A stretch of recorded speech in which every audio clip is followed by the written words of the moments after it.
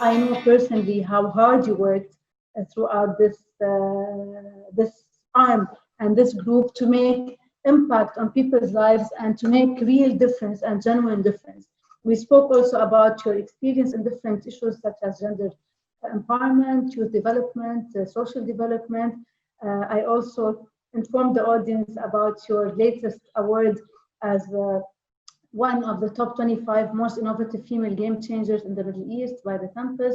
You were also awarded the Humanitarian of the Year during the UN General Assembly Summit in New York, and so on and so forth. You sit on different leading notable bodies and organizations such as Injaz Al-Arab, UNICEF Leadership Circle, MENA, UAE Advisory Board Education, and so on and so forth.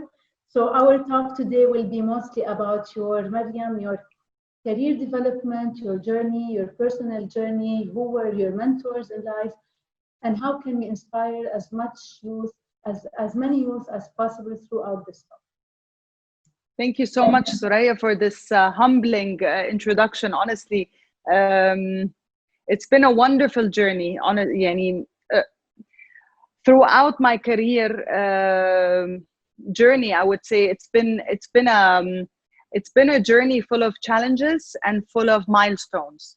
And I believe that every milestone really prepared me for the next stage. You are in a position where many young females and even males wish to be in. So how did your background and your values that you grew up with influence the person that you are today?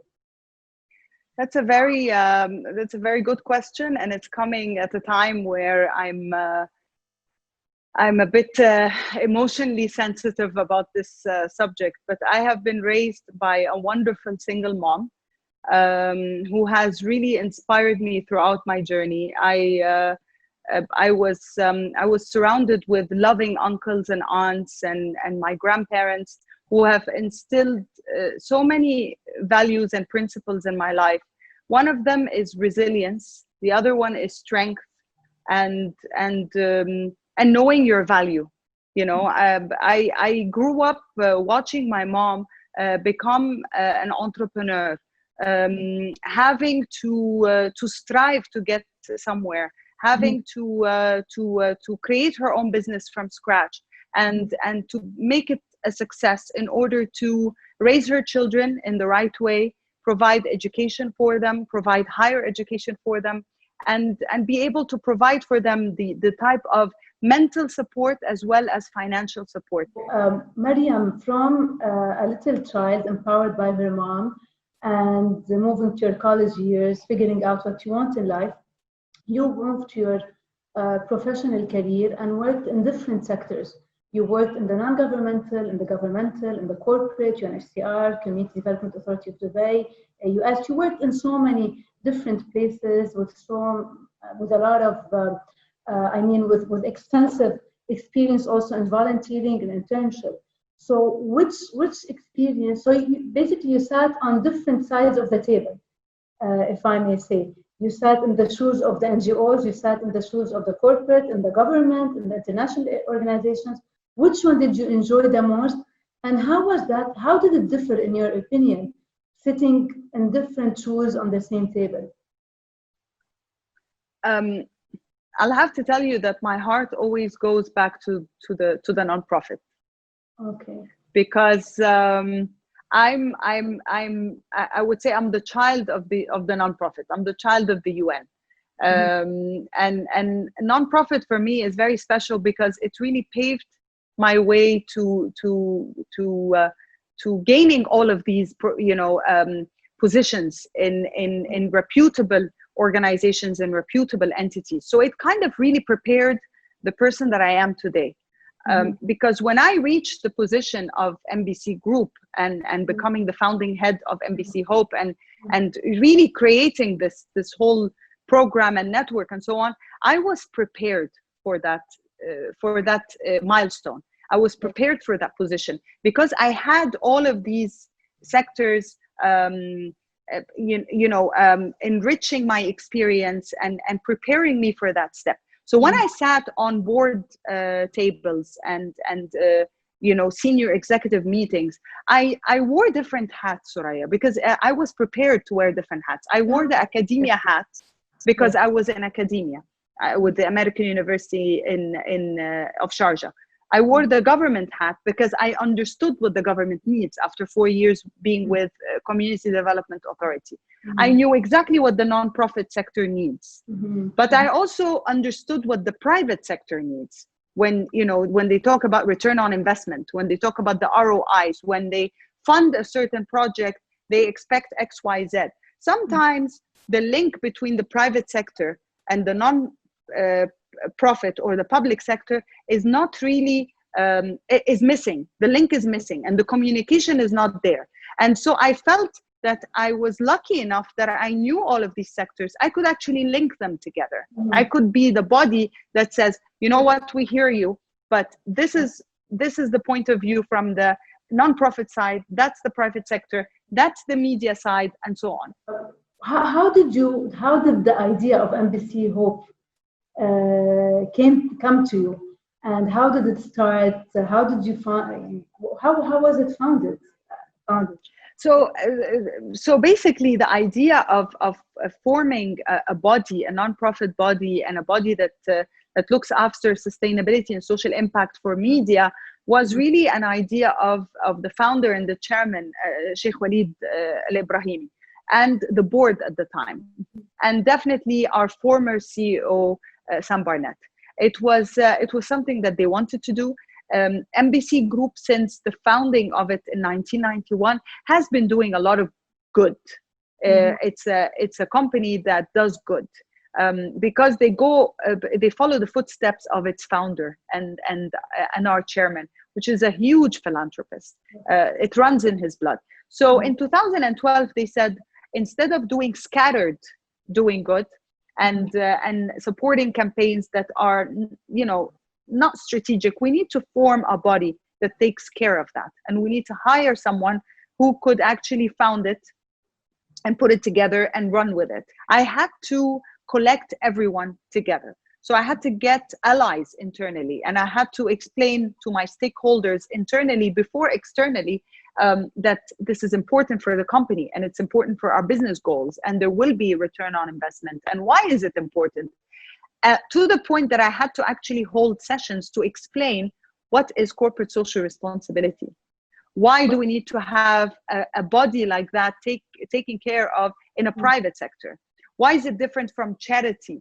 It's no longer about charity. It's no longer about donations. It's about exactly.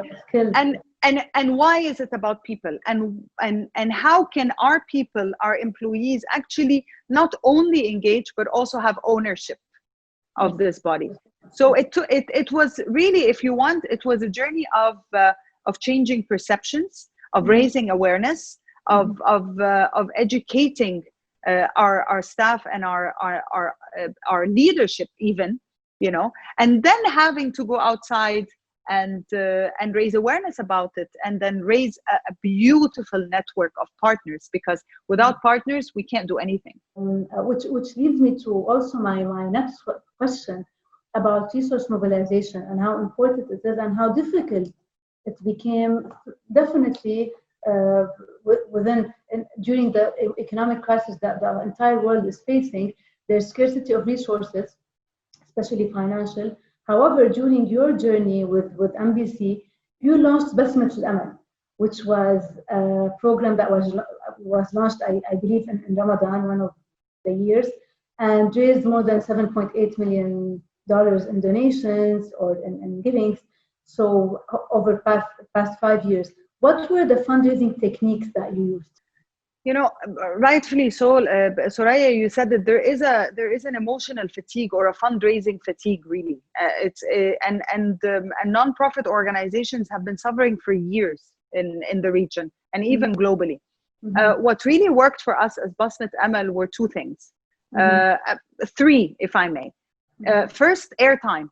Airtime is important. We gave it the right spot and the right grid, if you want. This is TV terminology, where we position it in the right time when we know that there will be viewership. So positioning it be it on airtime or on digital, is very important.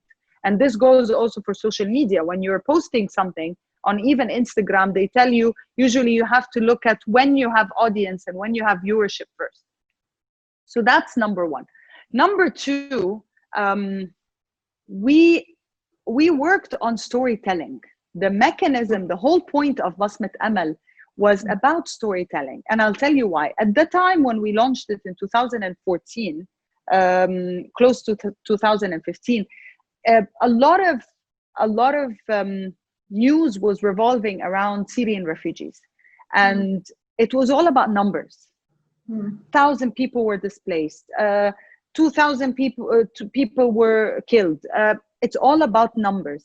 So when you're a viewer, you want to turn the channel. You want to change the channel because you're tired of this. This is the fatigue that you get. It's fatigue of bad news. And I think we all suffered from it during COVID-19.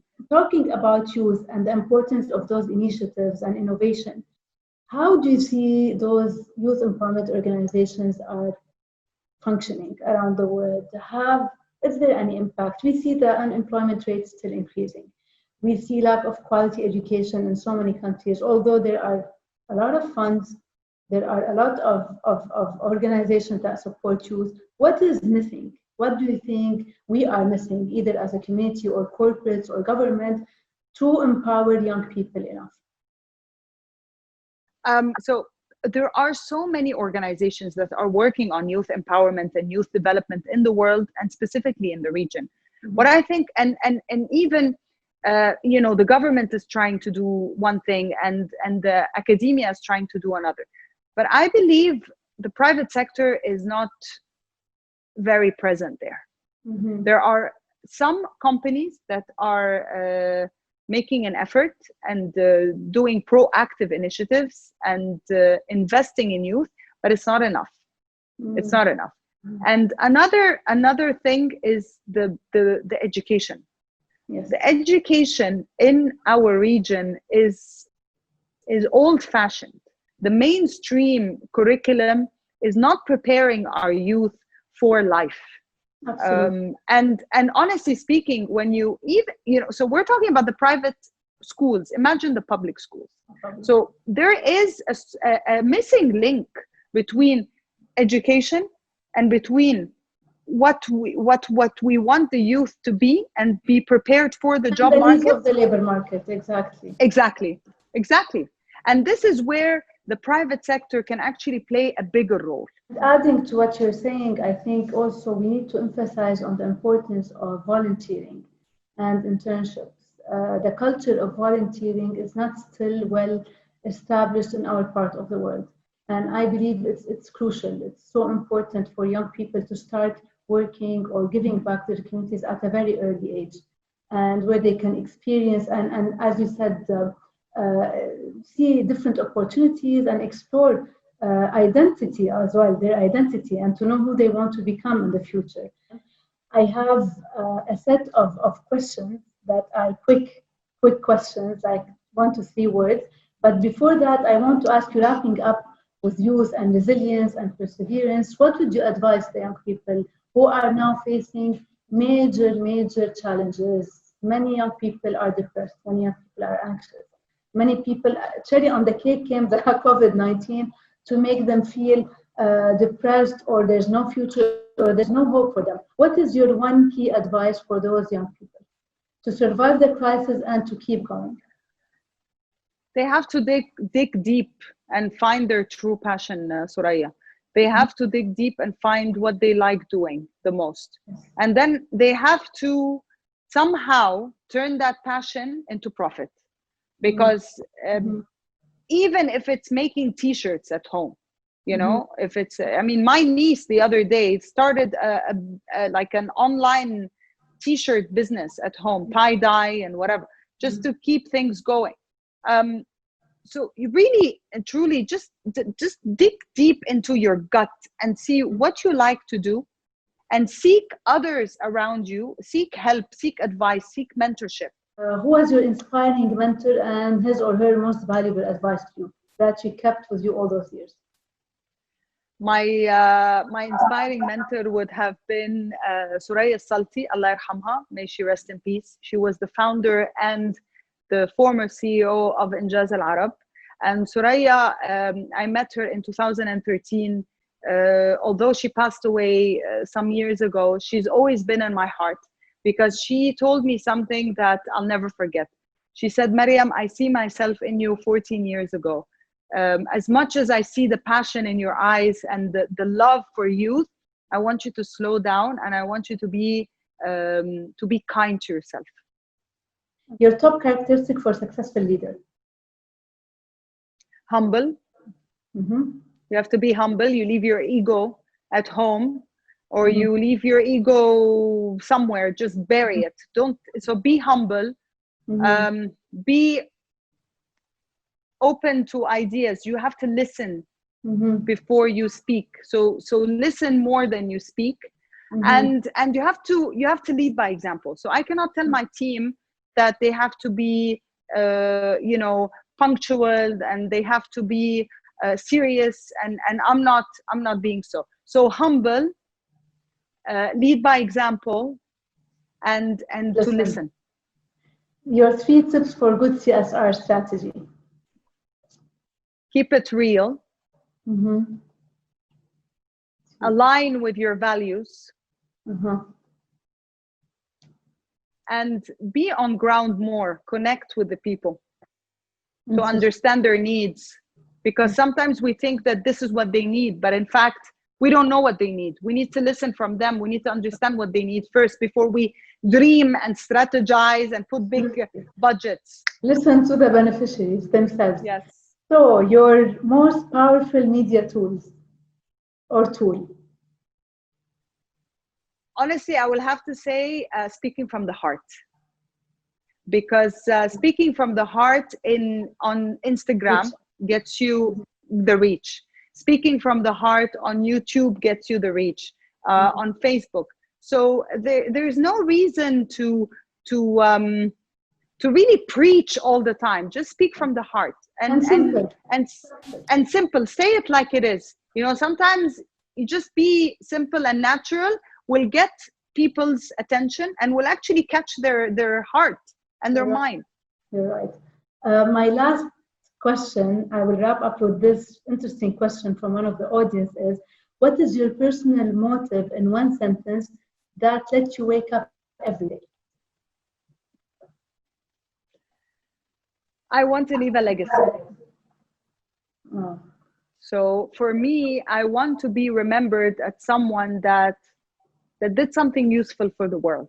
I want my children to know that I was hardworking. I cared about people. I cared to inspire them.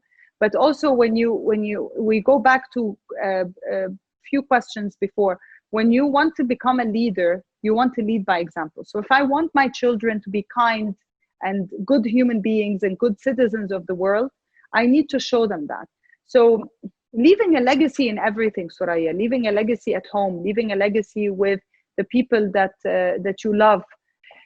Thuraya, I want to thank you really for this opportunity, and I want to thank the audience for tuning in today and really caring about this topic, which is social impact. Because in a world where everything has become around profit and commercial based needs, we still need to go back to our roots and talk about the importance of the community and the network. On that note, I would like to thank you personally, because it's very refreshing when I meet, and I told you this many times, when I meet women who are confident and who are not afraid to praise other women. This is very important. We need leaders and women like you to spread our wings and fly, because I always say that there is enough for everyone. There's enough for everyone. Thank you, Mariam. Yes. I'm proud to have you as a friend of Mentoravia. I'm proud to have you as a friend of mine, and I'm proud to have people like you. I think with people like you, we will definitely make a change in this Helcon on this earth. Thank you so much. I'm receiving so many comments, by the way, and on the chats, and people thanking you and praising. So thank you for the audience, and thank you, and talk soon.